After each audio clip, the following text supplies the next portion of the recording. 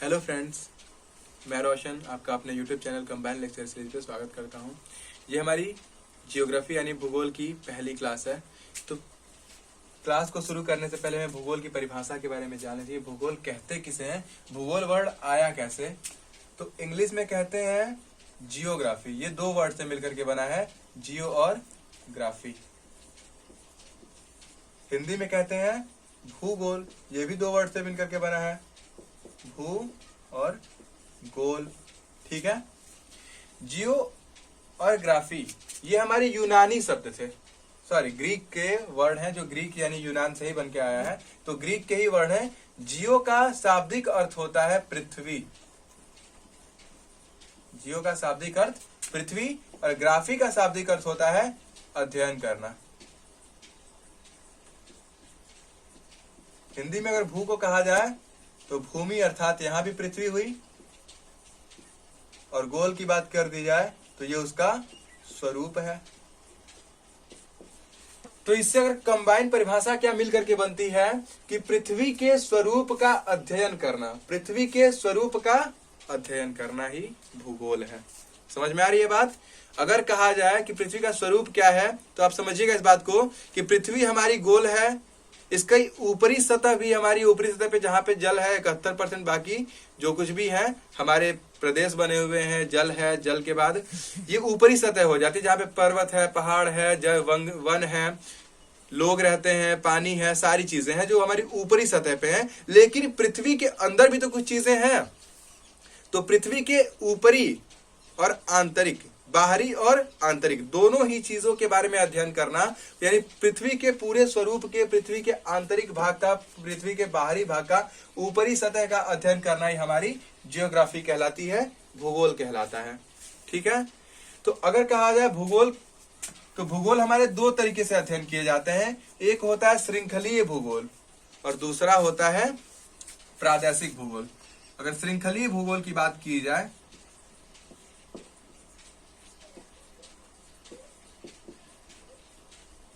श्रृंखलीय भूगोल, और दूसरा हुआ प्रादेशिक भूगोल।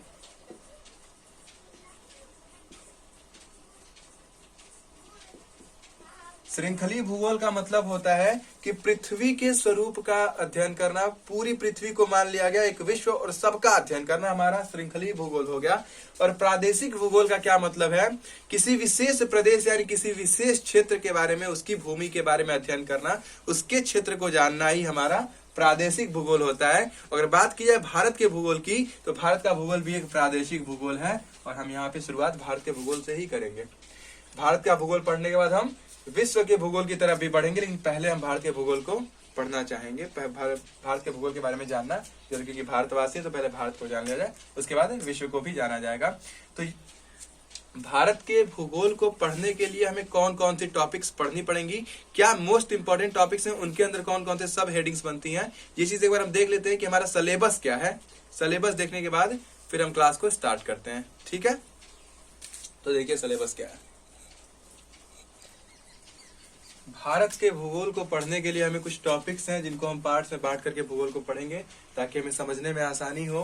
और हम क्षेत्र बांट देते हैं। तो सबसे पहला टॉपिक जो हमारा बनता है वो है भारत की भौगोलिक स्थिति, और पहली क्लास इसी की होगी। भौगोलिक स्थिति से मतलब है कि पूरे विश्व में भारत यानी पृथ्वी पे भारत का कौन सी जगह पे भारत स्थित है, उसका अक्षांतरीय विस्तार क्या है, देशांतरीय विस्तार क्या है, कितने अंश पे है, वहां पे कर्क रेखा क्या है, मकर रेखा क्या है, ये सारी की सारी चीजें यहाँ पे डिस्कस की जाएंगी भारत की भौगोलिक स्थिति में। उसके बाद आता है भारत का भूगार्भिक इतिहास। भूगार्भिक इतिहास मतलब क्या हुआ, भारत की जब भूमि के गर्भ में क्या क्या चीजें हैं, उसका क्या इतिहास रहा है, इसके बारे में हम बात करेंगे। और जो हमारा तीसरा टॉपिक है भारत का भौतिक स्वरूप।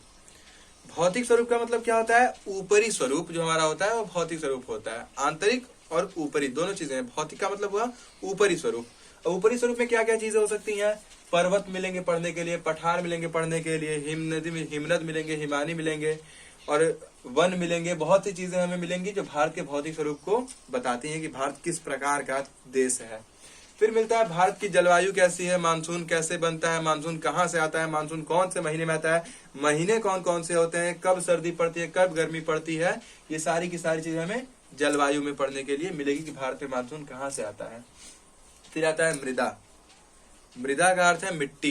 तो भारत में कितने प्रकार की मिट्टी पाई जाती है, कौन सी मिट्टी सबसे ज्यादा उपजाऊ होती है, किस मिट्टी में फसल ज्यादा अच्छी होती है, ये सारी की सारी चीजें। मृदा प्रदूषण क्या है, मृदा के प्रदूषण को कैसे रोका जाए, मृदा घट रही है, मृदा कैसे खत्म हो रही है, मृदा कैसे हमारे पर्यावरण को बचाने का कार्य करती है, मृदा संरक्षण कैसे किया जाए, मृदा प्रदूषण कैसे रोका जाए, ये सारी की सारी चीजें मृदा से संबंधित हमें 5वें टॉपिक में पढ़ने को मिलेगा।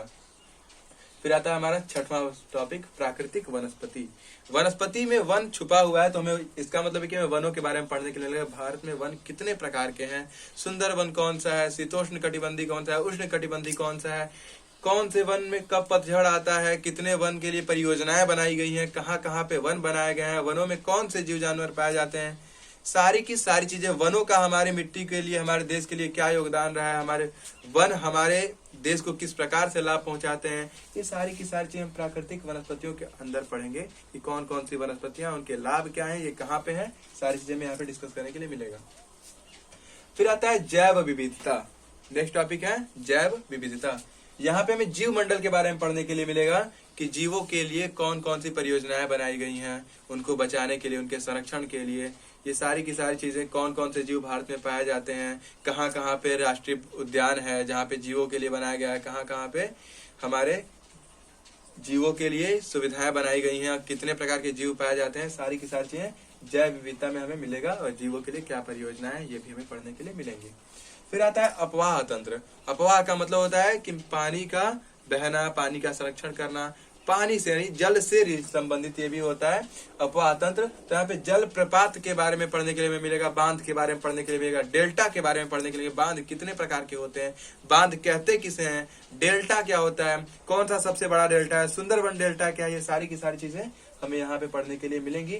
नदी प्रदूषण क्या है, किस प्रकार से नदियों में प्रदूषण हो रहा है, ये हमें पढ़ने के लिए मिलेगा। नदी प्रदूषण को कैसे रोका जाए, ये भी वहीं मिलेगा। झील कितने प्रकार की है, भारत में मीठी झील कौन सी है, खारी झील कौन सी है, सबसे बड़ी झील कौन सी है, सबसे गहरी झील कौन सी है, ये सारी की सारी चीजें हमें अपवाह तंत्र में पढ़ने के लिए मिलेंगी। फिर हमारा नेक्स्ट टॉपिक होता है जल संसाधन। संसाधन का मतलब होता है कोई संपदा, संपत्ति। तो हमारे भारत में जल संसाधन के लिए क्या व्यवस्थाएं की गई हैं, जलीय स्रोत क्या है, जल कहाँ से आता है, जल का संरक्षण कैसे किया जाता है, जल को संग्रहण कैसे किया जाता है, ये सारी की सारी चीजें हमें वहां पे पढ़ने के लिए मिलेंगी जल संसाधन के अंदर। फिर मिलता है बहुउद्देशीय परियोजनाएं। तो भारत में बहुउद्देशीय का मतलब होता है एक से ज्यादा उद्देश्य के लिए। तो भारत के सर्वांगीण विकास के लिए सभी प्रकार से अगर चाहते हैं कि भारत हमारा विकसित देश बने तो उसके लिए परियोजनाएं लानी पड़ती हैं। तो यहाँ पे परियोजनाएं कौन कौन सी हैं, जैसे कि हमारी सिंचाई हो गई, सिंचाई का क्या महत्व है, सिंचाई कैसे करनी चाहिए, इसको सरकार बढ़ावा दे तो इसके लिए परियोजनाएं आ रही हैं अलग अलग तरीके से। नदी है, नदी कैसे बनाई जाए, नदी के लिए क्या क्या उपाय लगाए जा रहे हैं, नदी के लिए कौन से बांध बनाए जा रहे हैं, जल का संयोजन कैसे किया जाए, नदियों का संयोजन कैसे किया जाए, नदियों के संयोजन का महत्व क्या है, ये सारी की सारी चीजें हमें बहुउद्देशीय परियोजना में पढ़ने के लिए मिलती हैं। तो इधर के हमारे 10 टॉपिक्स हमें पढ़ने के लिए मिलेंगे और हर टॉपिक्स के अंदर 2 दिन 4 दिन की क्लासेस आपको मिलती रहेंगी ताकि आप कंफर्म क्लियर होकर के इन चीजों को जान सकें। ये एक ओवरव्यू है जो आपको बताता है कि हमें पढ़ना क्या क्या है। उसके बाद हम आते हैं 11वां टॉपिक हमारा, जिसे हमने बांटा है कृषि के रूप में। बेसिकली कृषि मतलब होता है खेती। तो कृषि योग्य भूमि क्या है, भारत में किस प्रकार की कृषि होती है, कृषि के लिए क्या क्या संसाधन है, कृषि के लिए क्या परियोजनाएं हैं, कृषि के लिए जो योजनाएं लागी उनका कौन कौन सा नामकरण किया गया, भूमि किस प्रकार से, भूमि की सुधार कैसे किया जाए, भूमि को उर्वरक कैसे बनाया जाए, उत्पादन कैसे बढ़ाया जाए, अनाज का संग्रहण कैसे किया जाए, कृषक को किस प्रकार से लाभ हो, ये सारी की सारी चीजें हमें कृषि वाले टॉपिक में पढ़ने के लिए मिलेंगी। फिर हमारा नेक्स्ट टॉपिक है पशु संसाधन। पशु संसाधन में हमें क्या मिलता है कि भारत में पशुपालन को बढ़ावा देना। पशुपालन मतलब आप लोग जानते हैं गायों के लिए, बकरियों के लिए फार्म बनाया जाए, मुर्गियों के लिए फार्म बनाया जाए, बकरी का, भेड़ का पशुपालन, गाय का पशुपालन, ऐसे बहुत से पशुओं का पशुपालन के लिए सरकार बढ़ावा देती है। उसमें आपको ऋण भी देती है बिना किसी कर, बिना किसी ब्याज के। तो पशुपालन को बढ़ाने के लिए सरकार बहुत से कदम उठा रही है, कई सी योजनाएं ला रही हैं। इन योजनाओं को पढ़ने के बारे में, योजनाओं के हमें समझने के लिए हमें पशु संसाधन को पढ़ना पड़ेगा। फिर मिलता है हमारा नेक्स्ट टॉपिक खनिज संसाधन।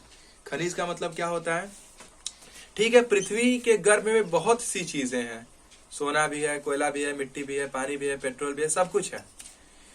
लेकिन पृथ्वी के गर्भ से जो वस्तु जिस रूप में निकलती है, जैसे सोना है तो वो हमें गोल्डन होकर के इस तरीके से नहीं निकलता, लोहा है तो वो हमें टुकड़ों में नहीं निकलता। ये हमें द्रव के रूप में मिल सकते हैं, ठोस के रूप में मिल सकते हैं, तो ये अलग अलग रूप में मिलते हैं। और पृथ्वी के गर्भ से जो वस्तु जिस रूप में निकलती है उसे हम कहते हैं खनिज। तो खनिज के संसाधन क्या है भारत में, खनिज के क्षेत्र कहाँ है, कहाँ पे कोयला निकलता है, किस क्षेत्र में सोना निकलता है, किस क्षेत्र में पेट्रोलियम निकलता है, ये सारी की सारी चीजें हमें यहाँ पढ़ने के लिए मिलेगी। खनिज की उपयोगिता क्या है, खनिज का उपयोग क्या है, खनिज को कैसे बढ़ाया जाए, खनिज के संसाधन कैसे संरक्षित किए जाए, ये सारी की सारी चीजें हमें अध्ययन करने के लिए यही मिलती हैं। फिर आता है ऊर्जा संसाधन। ऊर्जा का मतलब होता है एनर्जी। तो भारत में ऊर्जा संसाधन के क्या स्रोत हैं, कोयला है, पेट्रोलियम है, सौर ऊर्जा है, बिजली है, बहुत सी चीजें हैं। तो कोयला कहाँ से, कोयला से सौर ऊर्जा कैसे बनाई जाए, मतलब कोयला से ऊर्जा कैसे बनाई जाए, पेट्रोलियम से ऊर्जा कैसे बनाई जाए, सौर ऊर्जा को कैसे बढ़ाया जाए। तो जहां भी हमें ऊर्जा संसाधन की बात होगी तो हमें इसी टॉपिक को पढ़ना पड़ेगा। फिर होता है परिवहन एवं संचार व्यवस्था। भाई इतना बड़ा देश है तो आने जाने की भी तो व्यवस्था होगी, परिवहन संचार व्यवस्था, किसी से बात करने की भी तो व्यवस्था होगी। तो परिवहन के लिए सरकार ने क्या बनाए हैं, सड़कें बनाए हैं, गलियां बनाई हैं, राजमार्ग बनाए हैं, रेल मार्ग बनाए हैं, हवाई जहाज चलते हैं, एरोप्लेन चलते हैं।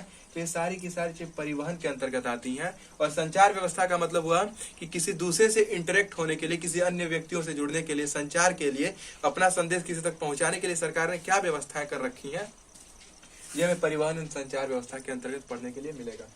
फिर होता है विनिर्माण उद्योग। भाई ठीक है, विनिर्माण का उद्योग का मतलब क्या है, समझते हैं इस बात को। उद्योग किसी चीज का उत्पादन करना, उद्योग बढ़ाना। तो सरकार योजनाएं लाती है जिसमें शीशा उद्योग, कांच तांबा उद्योग, ऐसे बहुत छोटे छोटे उद्योगपतियों को उद्योग के लिए पैसे भी देती है, बढ़ावा भी देती है, मनोबल भी देती है। तो उनके उद्योग क्या है, किस प्रकार के भारत में उद्योग होते हैं, कपड़ा उद्योग होता है, रुई उद्योग होती है, तमाम चीजें होती हैं। तो किस प्रकार से उद्योगों को बढ़ावा दिया जाए, क्या क्या उनके लिए योजनाएं लाई गई हैं, ये सारी की सारी चीजें विनिर्माण उद्योग में पढ़ने के लिए मिलती हैं। फिर आता है हमारा नेक्स्ट टॉपिक जनसंख्या। जनसंख्या क्या है, सभी लोग भली भांति परिचित हैं। लोगों की संख्या ही जनसंख्या कहलाती है, किसी देश की जनसंख्या उसकी जनसंख्या कहलाती है। तो भारत का जनसंख्या की दृष्टि से कौन सा स्थान है, भारत की जनसंख्या कितनी है, भारत की जनसंख्या को कंट्रोल करने के लिए क्या क्या नियम लगाए गए हैं, ये सारी की सारी चीजें हमें जनसंख्या में पढ़ने के लिए मिलती है। फिर है नगरीकरण। नगरीकरण का मतलब होता है किसी भी देश में नगरों को स्थापित करने का तरीका, मकान किस प्रकार से बनाए, गलियां किस प्रकार की हो, सड़कें किस प्रकार की हो, नगर में क्या क्या सुविधाएं होनी चाहिए, नगर में स्कूल होना चाहिए, नगर में हॉस्पिटल होना चाहिए, अस्पताल होना चाहिए, ये सारी की सारी चीजें नगरीकरण का हिस्सा है। जो एक नगर बनाने के लिए, एक समाज बनाने के लिए क्या क्या चीजें आवश्यक होनी चाहिए और भारत में क्या क्या चीजें उपलब्ध है, भारत में क्या क्या योजनाएं हैं नगरीकरण के लिए, ये चीजें हमें नगरीकरण में पढ़ने के लिए मिलता है। फिर आता है 19 टॉपिक नंबर 19, जनजातियां एवं उनकी समस्याएं।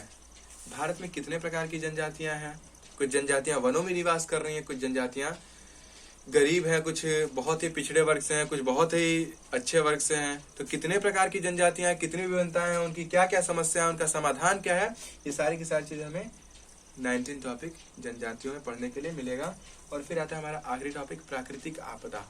आपदा आप लोग जानते हैं, आपदाओं का मतलब होता है मुसीबत, प्राकृतिक, यहाँ पे प्राकृतिक वर्ड जुड़ा हुआ है। तो प्रकृति के द्वारा कितनी समस्याएं आती हैं, उनका समाधान क्या है। जैसे कि चक्रवात हो गया, चक्रवात आने की स्थिति में क्या करें, बाढ़ हो गई, बाढ़ कहाँ पे ज्यादा आती है, बाढ़ के लिए बचने के लिए क्या किया जाता है, किस प्रदेश में सर्वाधिक बाढ़ आई है। उसके बाद हो गया तूफान कहाँ आता है, सुनामी कहाँ पे आती है, भूकंप सबसे ज्यादा कहाँ आता है, भूकंप से बचने के लिए क्या योजनाएं सरकार ने बना रखी है। ये सारी की सारी चीजें प्राकृतिक आपदा के अंतर्गत पढ़ने के लिए मिलती हैं। समझ में आ रही है बात। तो ये कुछ टॉपिक्स हैं जिनको हमने भारत के भूगोल में बांट रखा है और इन टॉपिक्स के अंदर में बहुत सी चीजें बेसिक करके छोटी छोटी मिलती रहेंगी। पर डे क्लास में छोटे छोटे बुलेट्स बनाए जाएंगे, याद रखिएगा। ये कोई कहानी नहीं है, ये समझने का विषय, रटने का विषय नहीं है। और हमें लगता है कि इतिहास, भूगोल, राजनीति सबसे तो रोचक कोई विषय ही नहीं है, क्योंकि ये समझने की चीजें हैं, रटने की चीज नहीं है। इसमें कोई कॉन्सेप्चुअल बातें नहीं है, ये बस जानना है कि हमारा भारत कैसा है। और इसके लिए आपको बुलेट्स बना करके दिए जाएंगे ताकि आप एग्जाम के हिसाब से पढ़ें, एग्जाम के हिसाब से आपकी प्रिपरेशन और तैयारियां हो, आपके एसएससी की या फिर कोई भी आप एग्जाम बैंक का करते हैं, यूपीएसआई करते हैं या फिर कोई भी एग्जाम कर रहे हैं तो आप उसे क्रैक कर सकें। ठीक है, तो अब से रेगुलर हिस्ट्री एंड ज्योग्राफी की क्लासेस आपके यूट्यूब पे अपलोड होते रहेंगे, ग्रुप में आपको नोटिफिकेशन जाती रहेगी, स्टडी मटेरियल्स नोट्स भी मिलते रहेंगे। आप जुड़े रहिए हमारे साथ, देखते रहिए हमारे वीडियोस को, पसंद करते रहिए, हम आपके लिए ऐसे ही कंटेंट लाते रहेंगे। अगर वीडियो पसंद आए तो चैनल को सब्सक्राइब करें, लाइक करें, और हम आज की क्लास यहीं खत्म होती है। थैंक यू, धन्यवाद।